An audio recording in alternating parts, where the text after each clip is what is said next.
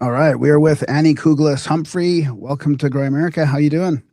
I'm very well. Thank you so much for having me on. Good. I hope I got your middle name right there. You did. It's I better like. than most. Thank Yeah. you. I was like, I look. I thought I knew it, but I thought I better look it up. There's that little thing. So before we get into your interesting book on Irish and Norse type thing, which is quite fascinating, I'd love to hear a little bit more about the organization that you were in since 2009. Maybe a little bit about yourself, Okay. magical So practice, in just to give some context. No less. yeah.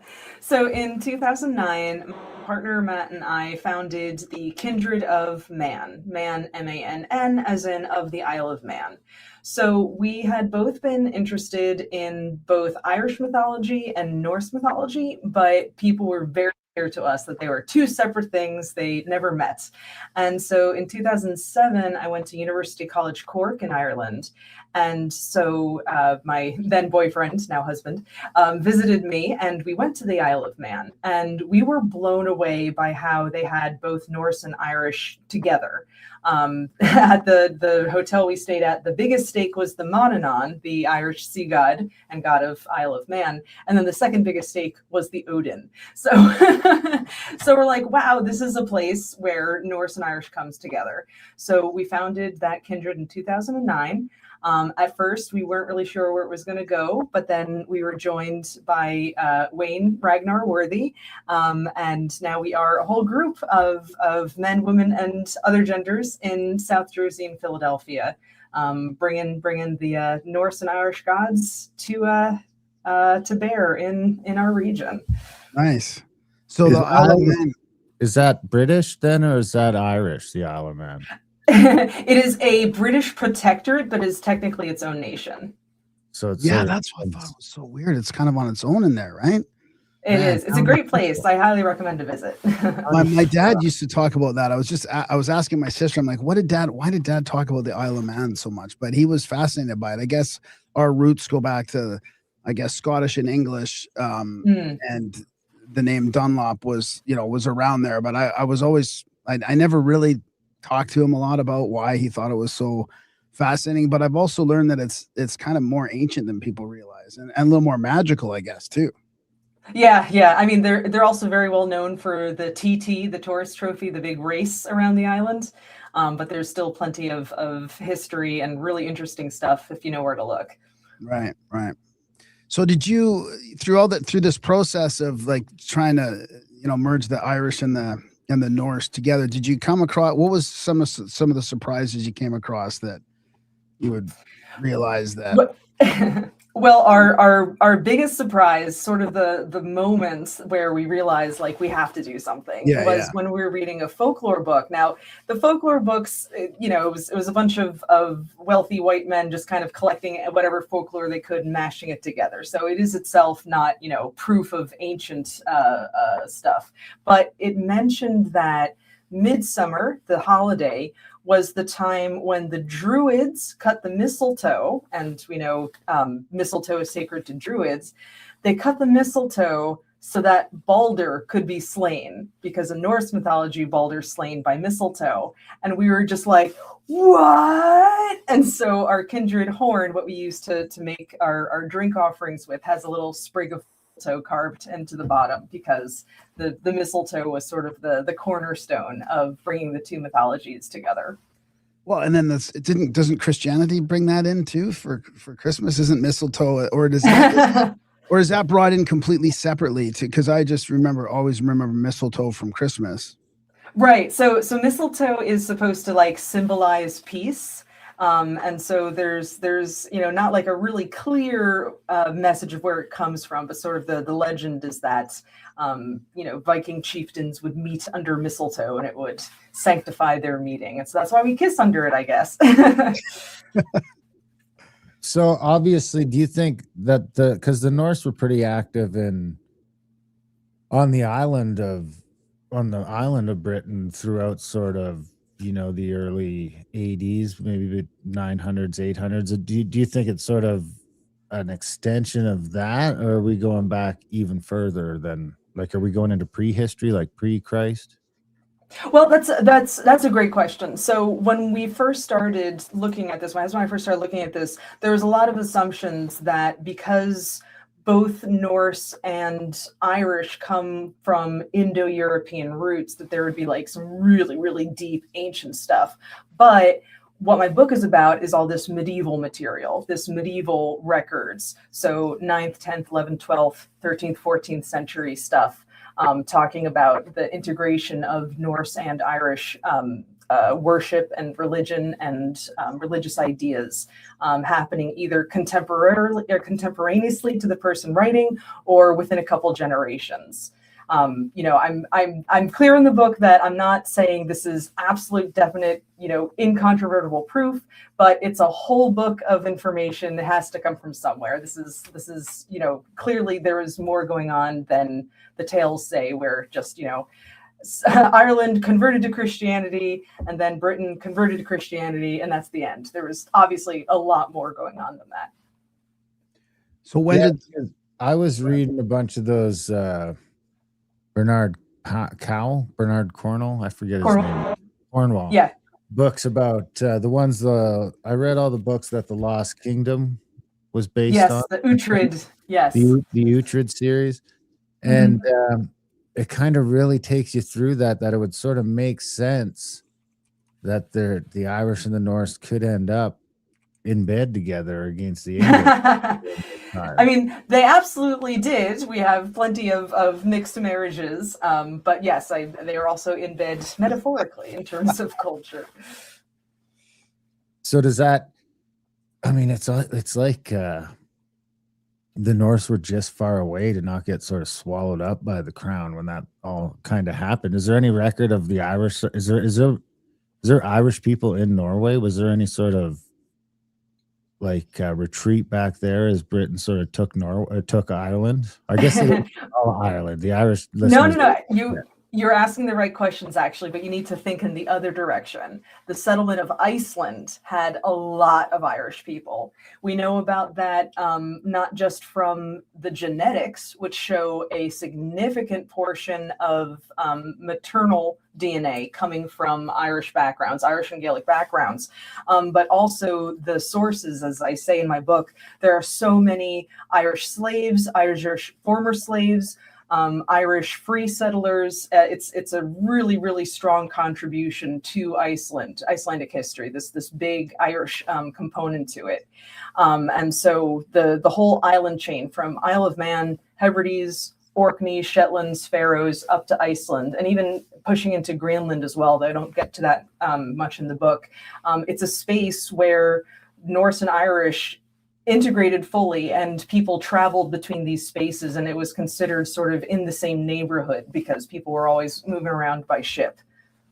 Well, that must have been good for your book, though, because if you're merging the Irish and the Norse, and and that's where they ended up in Iceland. I mean, Iceland today, isn't it one of the most prevalent modern countries that hangs on to old fairy myths and all kinds of myths? I mean, they even structure some of their like civil infrastructure around some of these yes, and this does show up in the book that in Iceland they have the Alvar, which we usually say as elves in English, and they absolutely can and do move around public works to not knock over these sites sacred to the Alvar.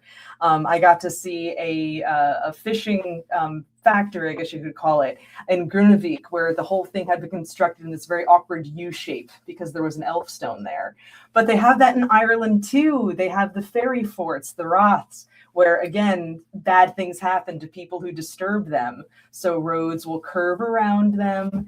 The ferry bridge in the Isle of Man as well has this supernatural connotation. So it's very, very much in the air in the North Atlantic. So is that mainly from Ireland or from the Norse too? Like honestly, I'd say it's probably from both. I think it's less that it comes from a place and more that both cultures value having spaces that humans can't necessarily go. They value having entities that are not under their control, that they respect, but they keep away from it. The Icelandic thing was described to me as, Icelanders won't admit they believe in elves, but they will, support projects that don't disturb elfstone. So it's a sort of funny, we don't believe, but just in case. Are those basically dolmens then? No, in Iceland they tend to be natural features, whereas the dolmens are usually man-made. But while I don't get into my book, this whole idea of the glacial erratic and how like random boulders in a field have affected so much of human concepts of the landscape. So that dolmens are sort of the human version of a glacial erratic. And then Iceland, of course, is such a wonderful, weird place because it's so volcanic. And so the rocks have such interesting shapes. It's sort of no surprise that there's a supernatural origin to many of these rocky outcroppings in Iceland. How much of the union between the Irish and the Norway and Norwegians, the Norse, like, because it's more than Norway, right?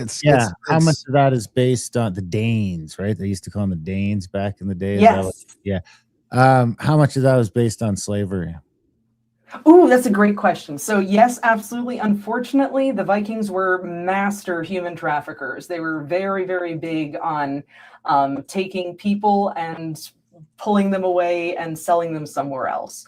And in Ireland in particular, Ireland had basically cattle and people. And so Vikings generally found people a little easier to move onto boats. So certainly the movement of people, the involuntary movement of people was a not insignificant part of the Norse and the Irish interaction. Absolutely. Kind of like, the Africans in the U.S. today, now they intermarry. Now you sort of see the same thing. I mean, the Irish, they really got the short end of the stick for a long time. I will say that this early medieval slavery is rather different from the modern and the pre-modern slavery because it was seen as a temporary thing. It was very much a condition imposed on you rather than someone being born into it. And what's interesting too is that in the Norse sagas, they'll actually talk about Irish people who are enslaved but are also members of royal families. For them, they could be both, born into royalty, but also temporarily enslaved. So I'm certainly not going to say it was a kinder, gentler slavery, but at least it was less permanent. It was not an entire race enslaved. It was rather a temporary condition. How long? How long was and then they just let you go at the end of it? It was yeah, it depended. It depended if you were going to be a rower on a ship, that might be do it for the next 10 years of your life and then not have much life left. Others, maybe you would be the farmer's favorite concubine and end up his new wife when the old one passed. It was sometimes years, sometimes decades, whatever the circumstances were. That's fascinating. So you're talking the main migration we're talking about from the Norse over, and this would be to UK and Ireland, was in the 800s then? So the early Middle Ages, I guess? Yes. So the official start is usually 793. There is some indication that there might have been some less well remarked on incursions before then, but generally 793 for Lindisfarne in England and 795 for Ireland. Lambay Head in Ireland is usually considered the start date. So I just say 9th century, that is the 800s, just make a nice round number out of it. So I'm interested in that history between 800 and 1100. That's the main thing right there. Although, as you'll see in my book, there's 12th and 13th and 14th century follow-ups to that as well. Yeah, it's hard to know when I'm watching these shows. I watch these shows on the Vikings, and they have them every summer. They're going out on their raids and then coming back. And I think a lot of those are based in the 800s. But some people say, "Oh, these are wrong on history," and so you never know what to believe. But were they kind of doing that thing, like every summer going out and getting further and further sort of at that time? Yes, It's and not only were they traveling in the summertime. In fact, one of the names for them was the Sommerlith, the summer warrior. And that actually right. became a name in Scottish. Sorley is Somerley, the summer warrior. So the McSorley clan is technically named for these summer warriors. But yeah, they would recognize that. Every year they could get a little further upriver. They could incorporate a little bit more of the local treasure, gather a few more local people to sell into slavery. And so before too long, they started setting up ship camps. They would overwinter. And then that's where the Viking towns come from these gradually less and less temporary settlements that come out of the summer raiding. Wow, that's fascinating. I'm just watching this show too right now on King Arthur and how that, I guess it would be later on, I think, after all that. But um, what about the Irish? What was I going to ask you? I think you keep, or you mentioned in your book that this stays like there's this pagan kind of, and I don't think it's not a religion, right? It's a lot more of a philosophy, but it stays like ends up staying away from Christianity, like protected from Christianity, I guess, even until today, right? Can you talk a little bit about how, especially in those early times from 800 to 1100, where it managed to kind of just keep going? Keep I ticking guess. on. I don't know. I don't know Well, how I to like, describe yeah. it. No, I get it. And I like how you say it's not a religion, it's a philosophy, because there used to be this idea that there was this some total pagan religion that survived underground. And there's really not good evidence for that. But what does survive is this folk relationship with the earth around them. And so that is what has survived, as we spoke about with the fairies and the elfstones, this reverence for nature outside of what the church can provide. And so that is something that, I just feel like whenever you read about medieval history and they talk about the conversion, it just, some Christian missionaries rocked up and now everyone was Christian. And it's like, oh my gosh, but even if they're baptizing their children or, being buried in a churchyard, people are going to continue doing things that they were taught to do as children, that they saw their parents do, they saw their grandparents do.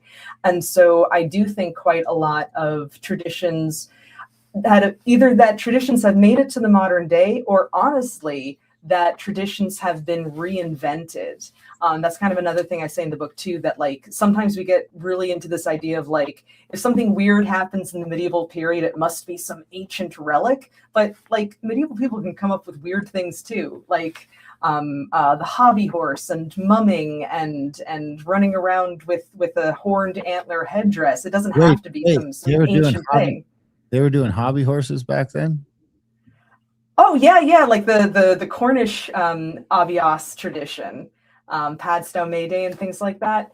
I'd love to talk to you about mumming, because that's sort of a whole other thing. But it's just, people are always drawn to this idea of animal-human hybrids and how people are supposed to interact with the nature around them. It's always there. And so yeah, it's not like a solid singular religion that survives, but this long-term desire of people to integrate and interact with the natural world that would not necessarily line up with what the church wants them to do. Wasn't there a sort of it seems like there was a subtle infiltration of Christianity going on at the same time? I mean, it can't be a coincidence that Christ's birthday is the same day as the solstice. I mean, there's all these sort of alignments that have roots in paganism. How much of those just came along with Christianity, and how much of those were just the byproduct of turning a bunch of pagans into Christians that eventually just sort of merged into what we have today?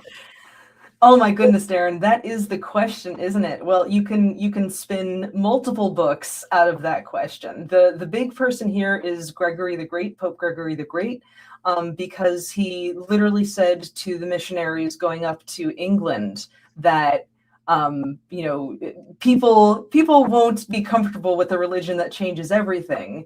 Please take out the idols in their shrines and replace them with images of Christ, make them into churches.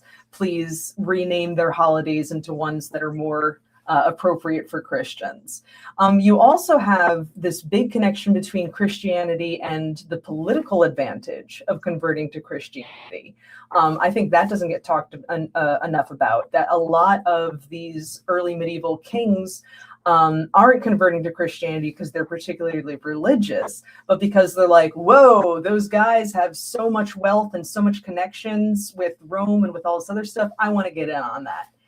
So I'm certainly not saying that there weren't sincere Christians among the converts, but I'm pretty sure there was quite a lot of monetary and political gain in conversion as well. Yeah, people seem to want to apply all this. What's the word I'm looking for when people pietas? What is it when people are religious? Like everyone was super into piety. Piety, like everyone was super. Had all this piety back then, whereas I figure it's probably more of just a metaphor of today, just with different people. Most people were probably like, yeah, cool, God, man, I'm busy, I got fields to plant, I got shit to do. Same as people have today. Even most people that say they're Christian are not really, there's just sort of this thing you say, and people seem to think that there was all this piety throughout history, whereas I think it was more the same as today, where 9 out of 10 are like, cool, man, I got shit to do. Right. Yeah, I mean, like the church was the sports activities and the clubs and the hobbies and like everything that people do, for fun, that was wrapped up in the church. So of course people were hanging out with the church and participating in church run events and things like that. It's not that they were, blindly, devoutly Christian or whatever. It's just that was the only game in town. So what's mumming? So mumming is this medieval practice of dressing up, usually as something that's animal headed, and then either just a completely human body, or sometimes there would be like additional structures, like to make into an abios or hobby horse.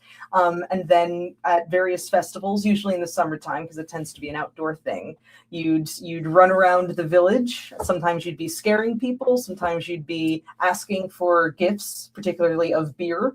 Like it's like modern day, I don't know, Santa bar crawls, or bachelor parties where everyone wears ridiculous costumes. People like dressing up. People like running around doing silly things.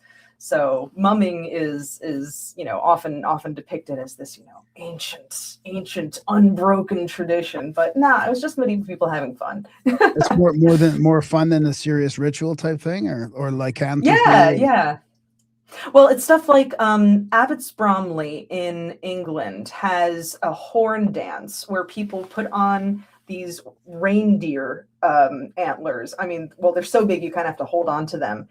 And they've been, whatever the term is, carbon dated, and also they can figure out where in the world they come from.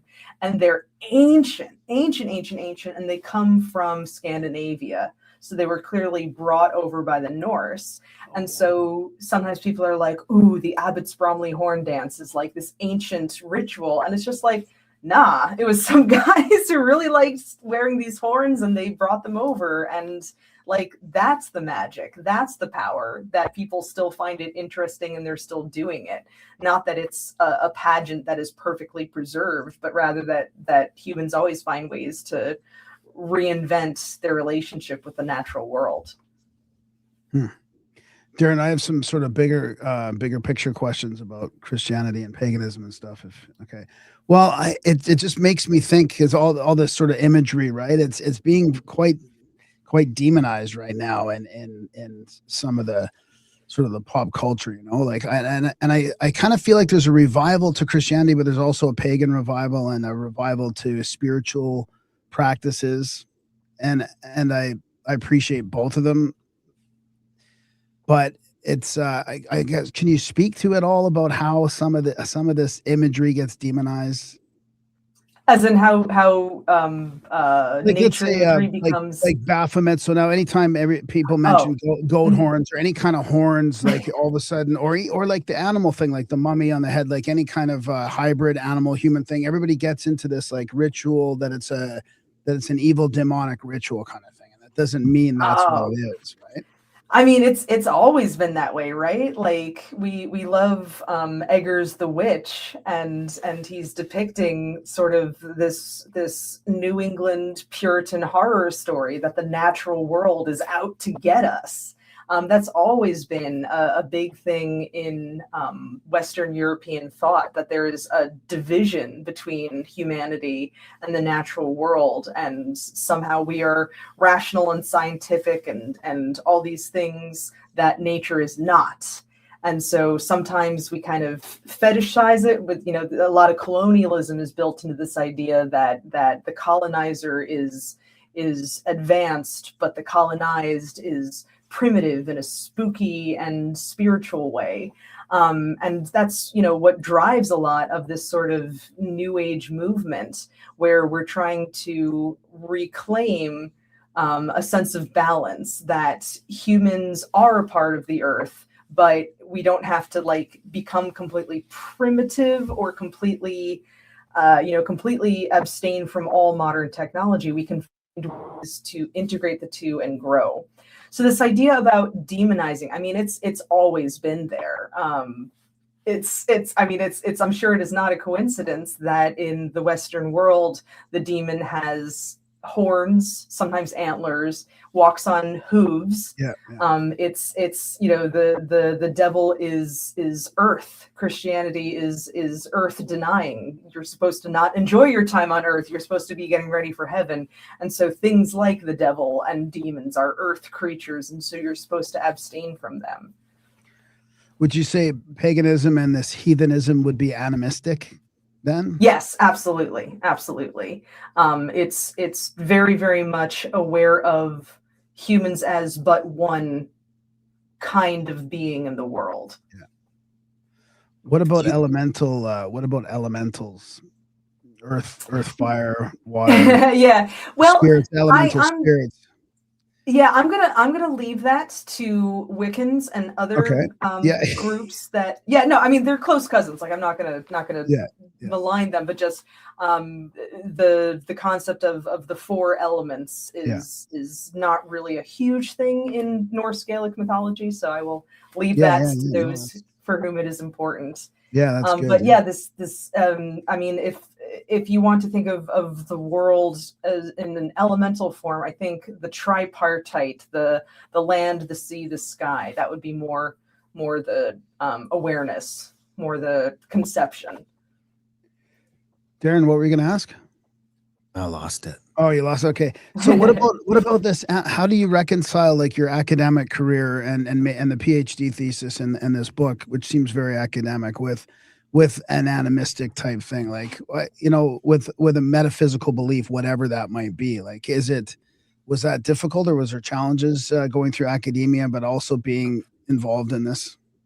Oh, that is a fantastic question, Graham. I really appreciate it, because that has kind of been just this battery of my life that I am trying really, really hard to do, to do the hard, gritty, intense academia, the primary source analysis, the translating the original language, to do it well enough to get a PhD from Trinity College Dublin. Like, I know my stuff, but I also am still an animist. I am still somebody who believes in stuff that I can't necessarily prove by text. And so I do make very careful spaces between what I can prove and what has evidence in medieval text versus what I feel and what I see. And there have been times that I've kind of tried to walk away from that. I've tried to only be an academic, but it always comes back. It always comes back to, I do believe in this. And that's also partially why I wrote a, $20 paperback book instead of a great big academic book that costs $200 and no one's going to see. I think people do want to see this stuff. And if I don't write this book, someone else is, and they're not going to do as good a job. So, so that's why I kind of bit the bullet, and instead of keeping my stuff in an academic context, I purposely walk it out into the wider world. And was it based on your PhD thesis then?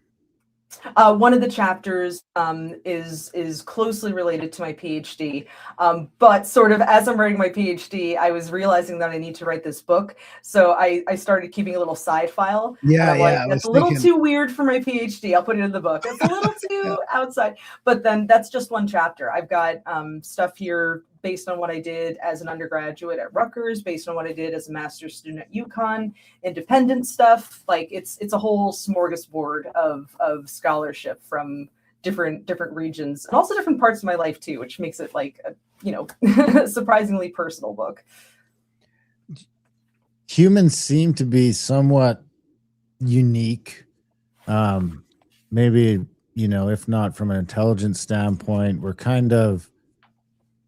we're more susceptible to the environment than really any of the other sort of creatures. We need to build these homes or have some sort of protection. I mean, beavers build lodges, birds build nests, but they're also sort of born into the world a lot more capable.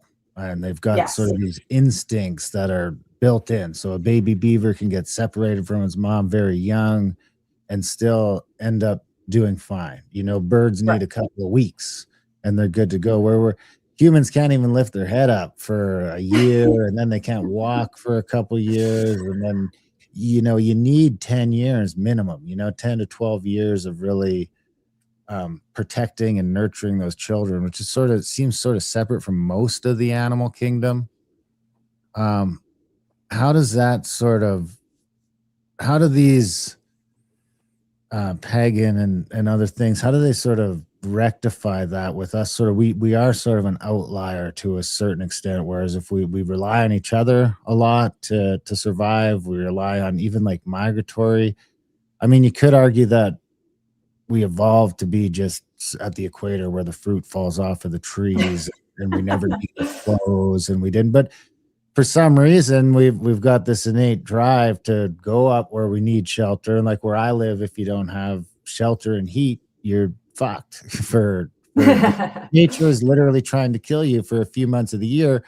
But then I can go out and see elk and bear and moose, run around just fine. They're crossing the river when it's minus 30 and getting out the other side and shaking it off and sort of going on with it. So I wonder if that susceptibility, what sort of brings these belief systems to the forefront, and the animism and the imitating animals, or is this more of a result of our domestication? Like if you take a pig and put it in the wild, it turns into a hog in a generation.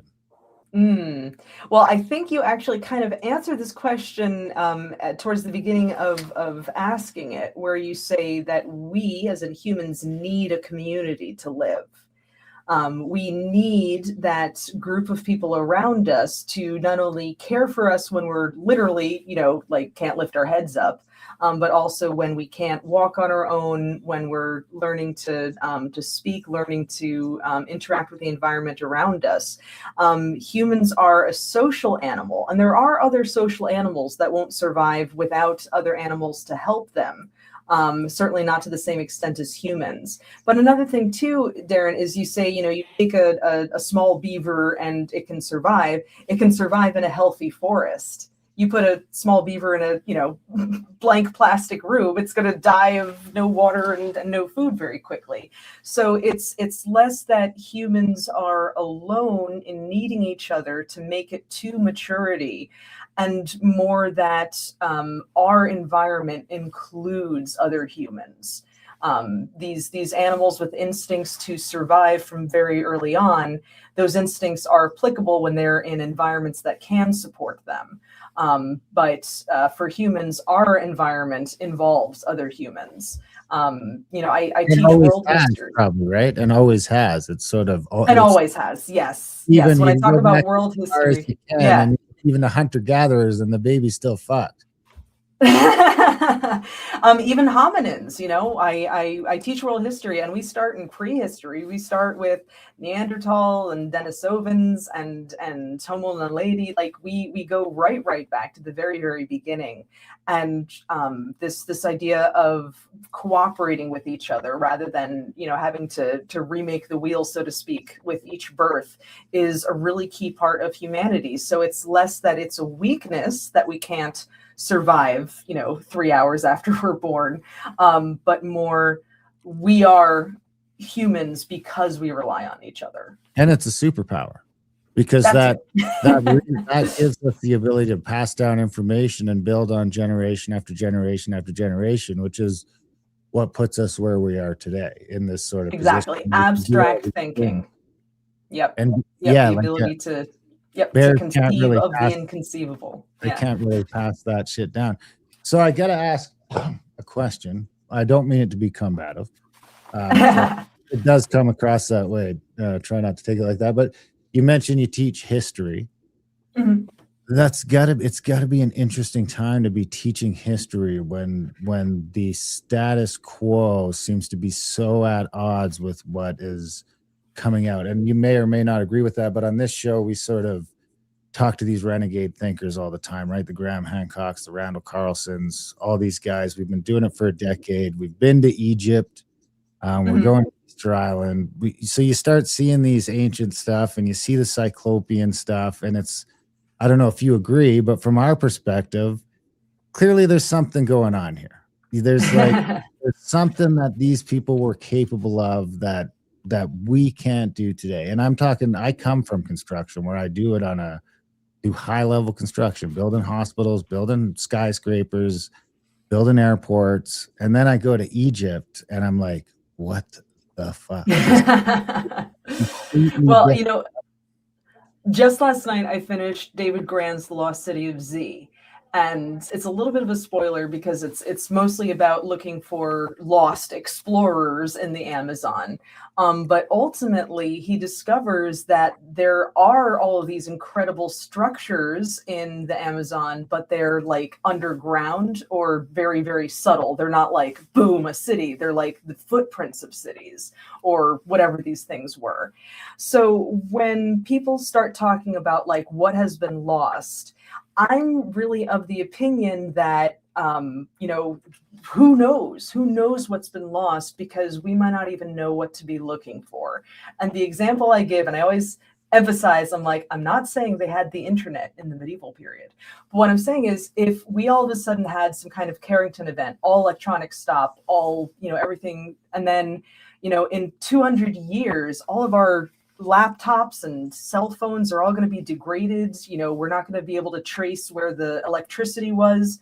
And so in 800 years, people are going to say, oh, this weird dark age where fewer and fewer books were being made and no one seemed to be talking to each other because they're completely missing the internet. They're completely missing a technology that's very important to us, but perhaps it hasn't survived. So I'm not saying that ancient people had the internet, but I'm saying, we don't know what we don't know about the ancient world. Well, and you get to our level, you're talking about complete collapse, right? Like you get a Carrington event now, and there's nothing in 1,000 years. There's not, like, it wasn't a dark age, it's a stone age. It's like, the way the supply chains are integrated. And I was reading a thing the other day that says, there's not even one place in the world that can make a pen anymore. The shit to make the pen just literally is based on a supply chain. So it's like the pens won't even work, like once the supply runs out and you get a couple generations on, because you get cave paintings all over the world and petroglyphs that show the same sort of things. And you get so what's that like? Because you're obviously on the younger end of this coming in, but you're in a profession that is run by old white dudes who seem willing to defend the status quo to the point of calling the people that are challenging it, racist, all the buzzwords. You're all the buzzwords because you're saying things that we don't agree with. And, I don't even, because when Flint Dibble first went on Joe Rogan, I came away from that having a ton of respect for the guy. He was I was looking into him, and then over the next like 6 months, he just degraded into petty sort of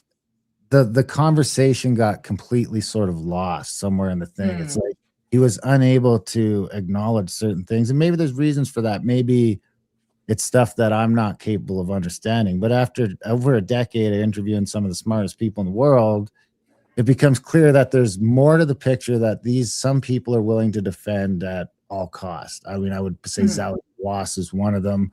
I'm sure you've got people in your own life that you're probably dealing with, even with this stuff. Oh yes. What is that like? Because you're sort of this, you're at the sort of the next group, the next generation of academia is coming up. And a lot of us on our side for the last 10 years have been saying the only way that these textbooks and shit are going to start to change, what the evidence on the ground is for those old dudes to start dying off, hopefully of old age. You know, we're not wishing ill. We're not, no, but it seems like that's what it's going to take to get. I mean, I don't know what you think about Graham Hancock and Randall Carlson and these guys. Some of their stuff is kind of out there, but some of their stuff, I mean, I've been fortunate enough to spend, 50 days in the field with Randall Carlson looking at the stuff that he's presenting on. And when I go stand at the edge of Moses Coulee and some of these places, I can say, man, there's no way that this wasn't caused by a torrential amount of water that happened quickly and at one time. So it's just sort of these, and I would say that younger Dryas stuff is sort of the one thing that has probably in the last 10 years crept forward the most into, it seems to be, poking its head into the mainstream at least. But I feel like you're sort of right in the battleground of stuff that you must know is common sense to you, but to other people in the room think you're still nuts, or are they just well, at some level it's going to seem like they know they're wrong, right? Unless they're completely naive, they've got to give it some credence someplace. You can't convince them that nothing's changed in 50 years. Yes. I mean, I won't get into the minutia, but there are very strong camps about what medieval Ireland looked like and what Norse integration into societies looked like, and I won't say that we get into fist fights, but there have been some shouting at academic conferences. Actually, oh my God, there was one time I got into a screaming match with an archaeologist in Dublin. Anyway, but no fist fights, no violence. The main thing, to answer the question at the heart of it, I will mention too that I'm a historian, not an archaeologist. I respect archaeology. I've done a little bit of excavating, but I'm not trained on it. I'm trained on history. And so to hold my own against— sorry to interrupt you, but that's kind of part of the problem. I mean, the archaeologists are trained to dig shit up properly, and I give them credit for that. But are they trained to interpret it? Don't you need a pretty solid understanding of history and prehistory, and sort of you need different disciplines interacting to get the full— Yeah, and that is true. That is, you do need interdisciplinarity. Absolutely. That is absolutely true. But what I mean is, to answer your question is, as a historian, my realm is interpreting documents. And so because my realm is interpreting documents, I have to be nigh unquestionable. That's why I've taken so long to learn these languages, to, if not read the manuscripts themselves, then to at least see digital facsimiles of them. Because if someone comes at me going, this didn't happen, I'll be like, argue with the 12th century, man, And that's even when I show my students. I mean, obviously I'm showing my students primary sources and translation, but as soon as we're into Mesopotamia or whatever, I'm like, let's look at some cuneiform, because, I can just keep chatting at you, but you get to read what people were actually writing down and actually saying. That's where the information comes from. And that's who, if you're like, no, that's not what really happened, well, you got to take it up with the sources. That's where I don't want to say ammunition, but that's where the heart the value of the is, is in the sources. Yeah. So when you lose the sources, or you get back to some places where you got down to one or two sources, you got Plutarch for Rome. I mean, that's right. What if you fucked it up, So on that, how much do you think of history do you think is, because it seems like for the last 1,000, maybe 2,000 years, it seems pretty solid. I mean, I was just reading a thing the other day that seems like they might have added some years in that sometime, but Well, That is I won't. I have friends who are calendar experts. That is a thing, so I will defer to them. I will say that so much of 19th century nationalism colored which manuscripts were collected and transcribed. And even in the 21st century, we're still detangling such national pride, national assumptions, national categorization of manuscripts. We're still undoing that. You will still have a English trained and a German trained scholar look at the same material and have different conclusions based on how they're trained. And you have to assume still, that's not a modern phenomenon, right? It's been the same no. time after time after time after time. Yes, that is true. That is true.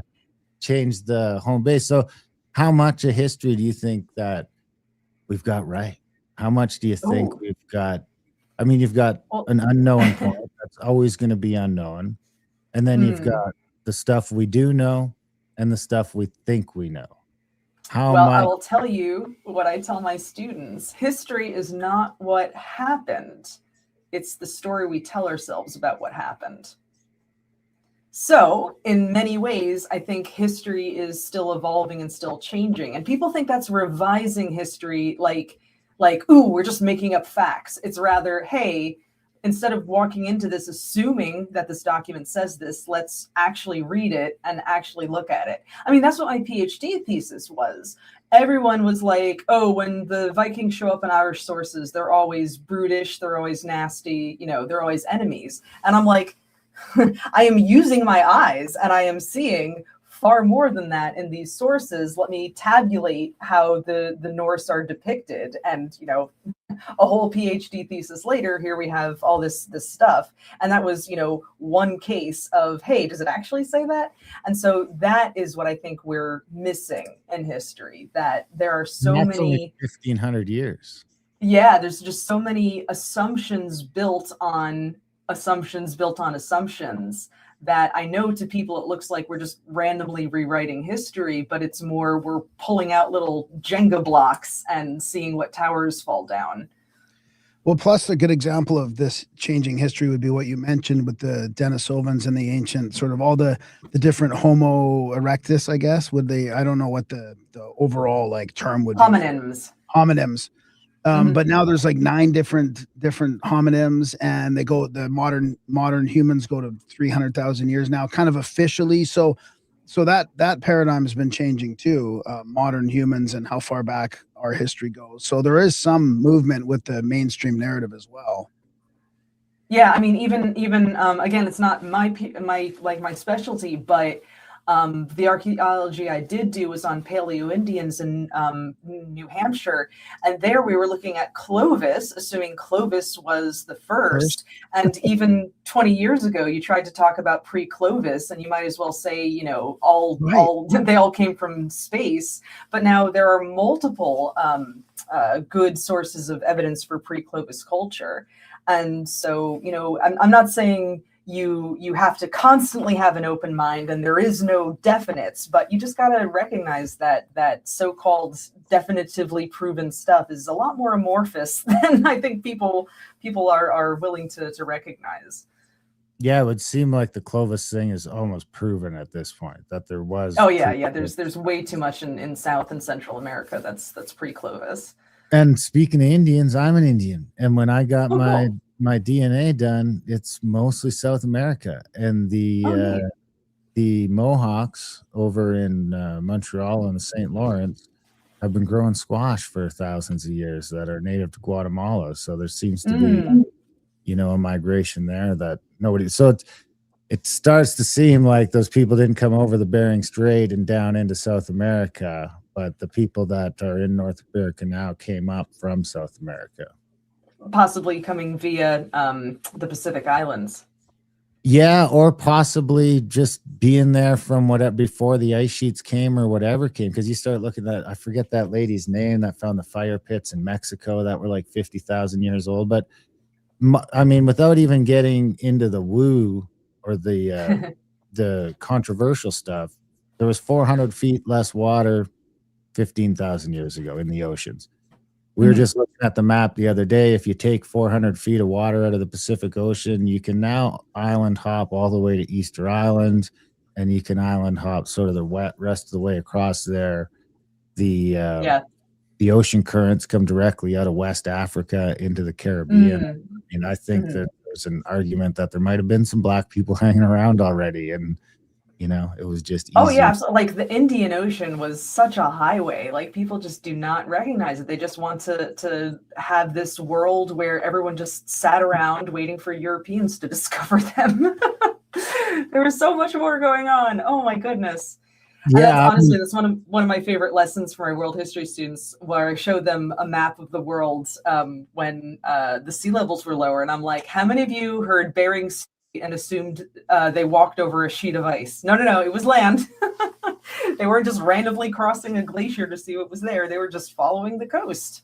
Well, yeah, you could have sailed the entire coastline. And I mean, the other sort of interesting one is that Noah's flood appears in almost every single culture in the planet. I mean, it's like the Great Deluge. Yes. Great Deluge is everywhere. I mean, around here, we're sort of the opinion that this could have happened multiple times. We could have got to where we are today, and then comet impact, pole flip, Carrington event, you pick it. Who knows? It's almost like you get to a certain level that you trade off this comfort and modern and technology for survivability. Because when that same shit happens, the tribes that are still running around Brazil and Africa, basically uncontacted, or even we look at them as primitive or whatever, they just haven't come with us into the future. But when that comet hits, they're going to just carry on. They're keep on.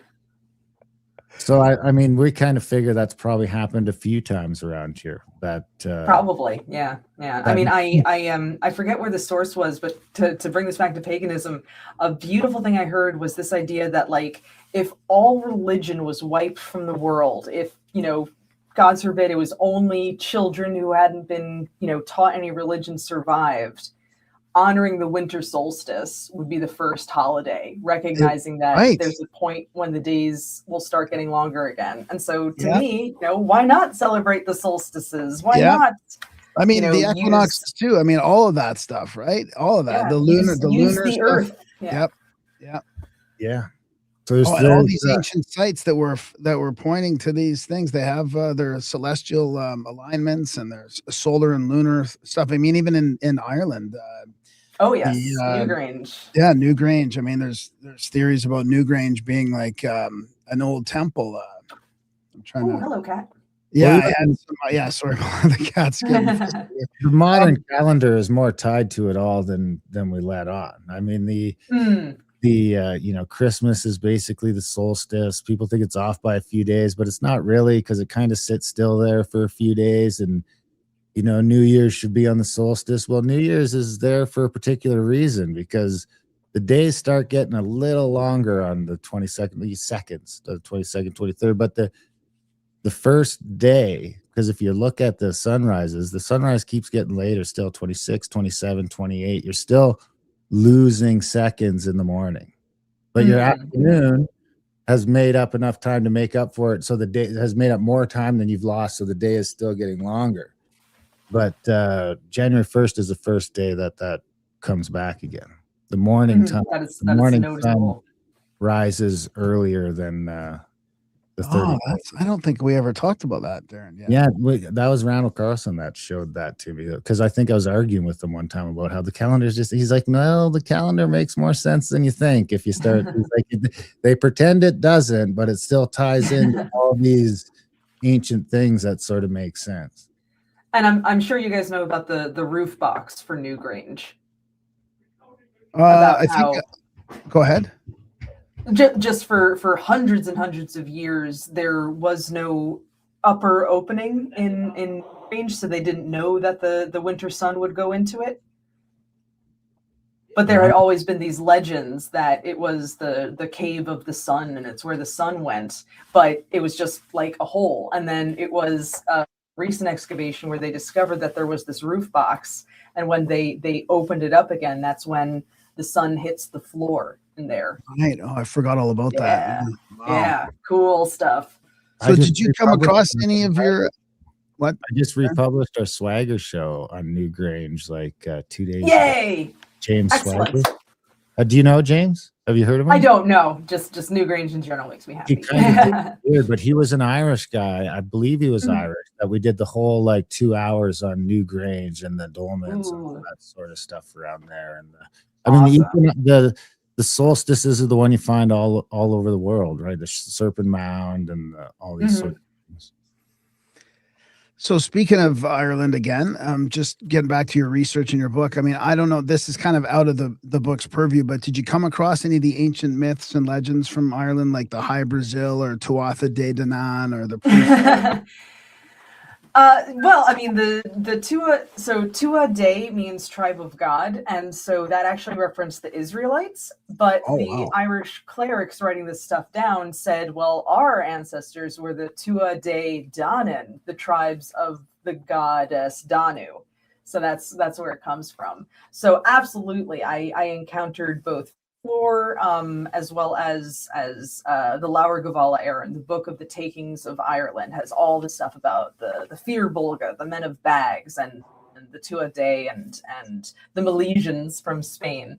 So it's absolutely there in people's awareness. And it's funny too, because I can't tell you how many Irish people I met where they meet me and I'm an American, obviously, and then they'll be like, oh, what are you doing in Ireland? And I'll be like, I'm writing a PhD in Irish history. And they'll be like, ooh, let me tell you about Irish history. And then they'll tell me about something and I'll just be like, yes, I just told you I'm writing a PhD on it, but thank you.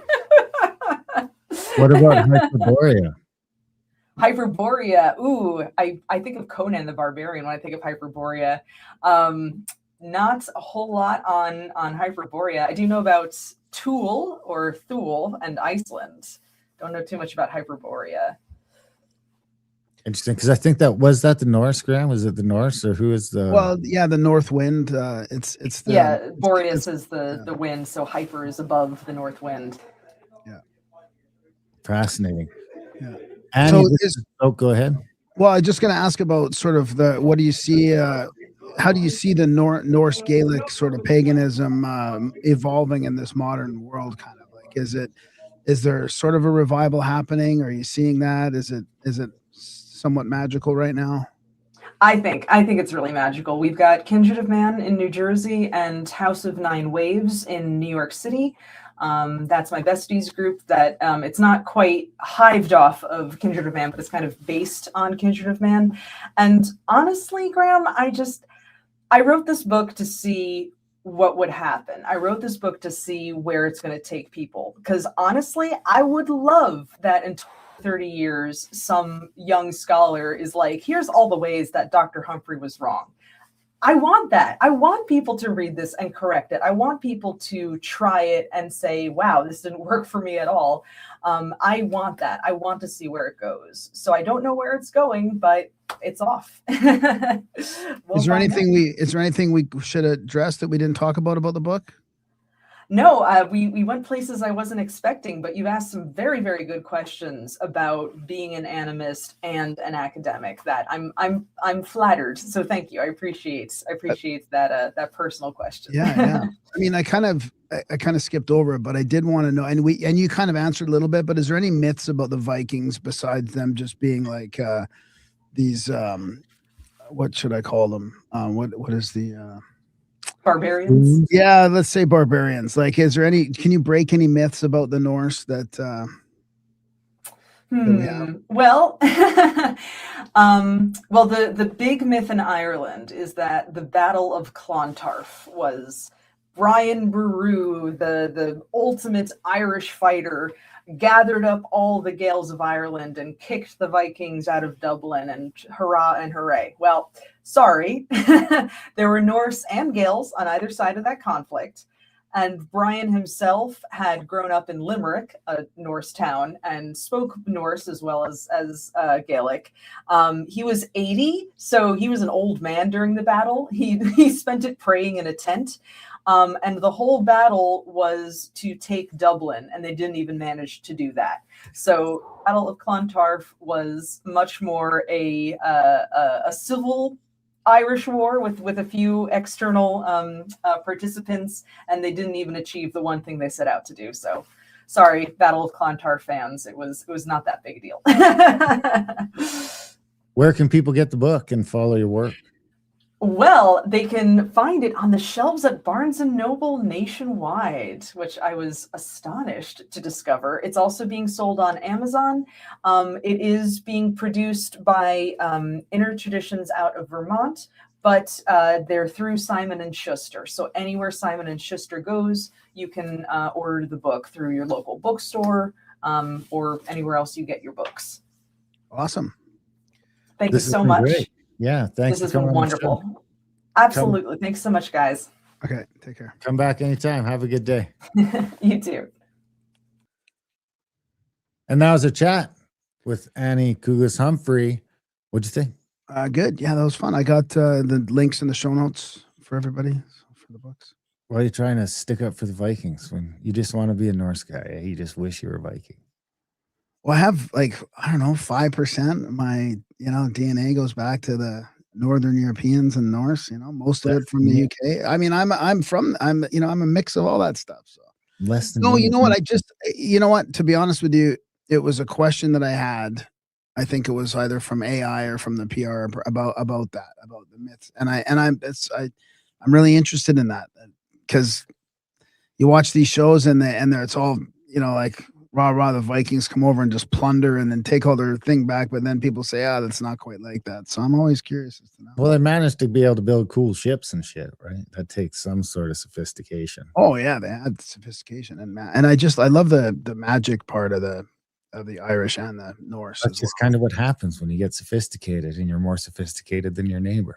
Yeah, we should have probably talked about more magic actually, but next time. Big thanks to Annie for coming on the show. Big thanks to you guys for listening. Even bigger thanks if you support us over at grimerica.ca/support. If you are getting some value from the podcast, we ask that you head over there and sign up, even if it's $1 a month. Everyone signs up for $1 a month, we'll shut the fuck up. People have been actually responding to that. So sign up today. Cost you $1. If you don't have a credit card, go buy a Visa gift card, pay the whole $12 1 month, a whole year up front. Then you just don't have to think about it for another year. Grimerica.ca/support if you can, when you can. GrimericaOutlawed.ca for the podcast. Contact@thecabin.com for trips and events, and adultbrain.ca for audiobooks, ebooks, and other. Other than that, we love you guys. Thanks for listening, and we will see you next week.